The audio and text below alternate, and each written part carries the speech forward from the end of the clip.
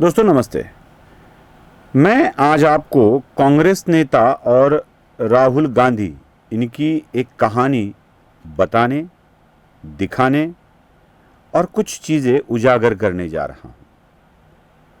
हम बार बार ये कहते हैं कि लोकसभा में नरेंद्र मोदी नारी शक्ति अधिनियम को सम्मत नहीं कर पाए, इसलिए कि 360 जो मत उनको अपेक्षित थे, जो वोट उनको अपेक्षित थे, वो नहीं मिल पाए और इसी कारण ये बिल परास्त हो गया, आ नहीं पाया। बहुमत तो था लेकिन 2/3 बहुमत नहीं था।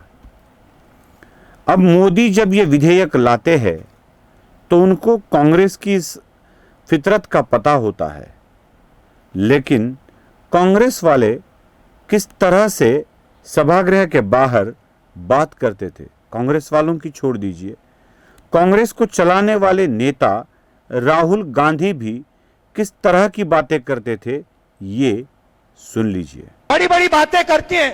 महिला आरक्षण बिल पड़ा हुआ है पार्लियामेंट में, कांग्रेस पार्टी ने साफ उनसे कह दिया है हमारा पूरा समर्थन। जिस दिन आप इस बिल को पास करना चाहते हो उस दिन पूरी की पूरी कांग्रेस पार्टी आपको सपोर्ट करेगी। मतलब आप जब पब्लिक मीटिंग में होते हो तब अलग बात बोलते हो, कहते हो कि ये विधेयक लाओ, हम उसे जरूर सम्मत करेंगे, हम हमारा पूरा समर्थन देंगे, हम पूरी तरह से इस विधेयक के साथ है, महिलाओं के सम्मान में खड़े रहने वाले हैं। ये बात राहुल गांधी बाहर रैलियों में बोलते हैं और जब ये विधेयक सभागृह में आता है तो किस तरह की बातें करते हैं, ये भी आपको सुनना होगा। We are not going to allow you. You will see we will defeat this bill right here. In the next whatever half an hour, 45 minutes. We are not going to allow you. You will see we will defeat this bill right here. In the next whatever half an hour, 45 minutes. सुना, बाहर एक अंदर एक, ये अंदर बाहर वाली जो खेल चल रहा है ना, इस खेल को समझ लेना होगा। राहुल गांधी किस तरह से दुनिया को भ्रमित करते हैं, देशवासियों को भ्रमित करते हैं, ये हमें समझना होगा।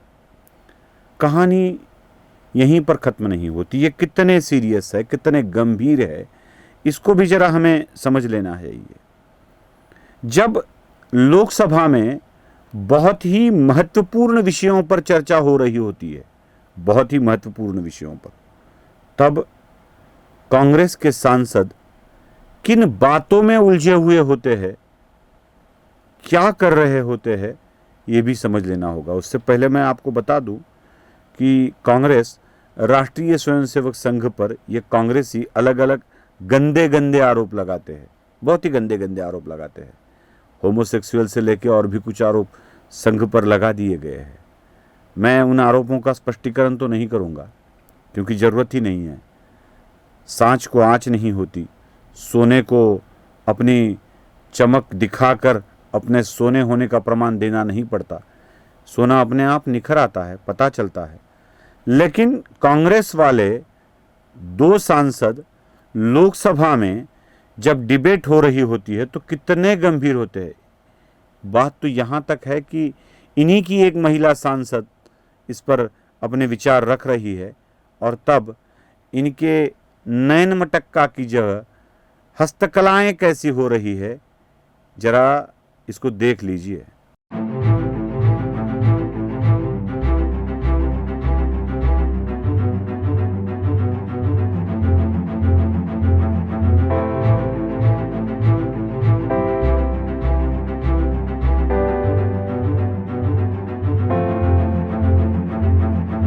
देखा, मतलब अच्छा है संसद में अब कैमरे लग गए हैं, लाइव टेलीकास्ट होने लगा है, सब कुछ समझ में आ रहा है, कौन खा रहा है, कौन किस तरह से माइक को पकड़ रहा है, कौन और क्या कुछ चीज़ें कर रहा है, ये सारी चीज़ें समझ में आने लगती है। इसको क्या कहे, ये जो 2 पुरुष एक दूसरे के हाथों को दबा दबा कर, उंगलियों को दबाकर जिस तरह से प्रियकर प्रियसी बैठ जाते हैं और वो उसकी प्रियसी अपने प्रियतमा के हाथ में लेकर उसको दबाती है, उस तरह की ये कार्रवाइयाँ अगर संसद में होती है तो क्या लोगों के ऊपर असर पड़ेगा। मुझे कुछ आरोप नहीं लगाना है, जैसे वो संघ पर लगाते हैं वैसे आरोप मैं नहीं लगा रहा हूँ, लेकिन जो दिख रहा है वह चीज़ें कितनी अच्छी है, कितनी गंभीरता दिखा रही है, जरा इसको तो समझना पड़ेगा।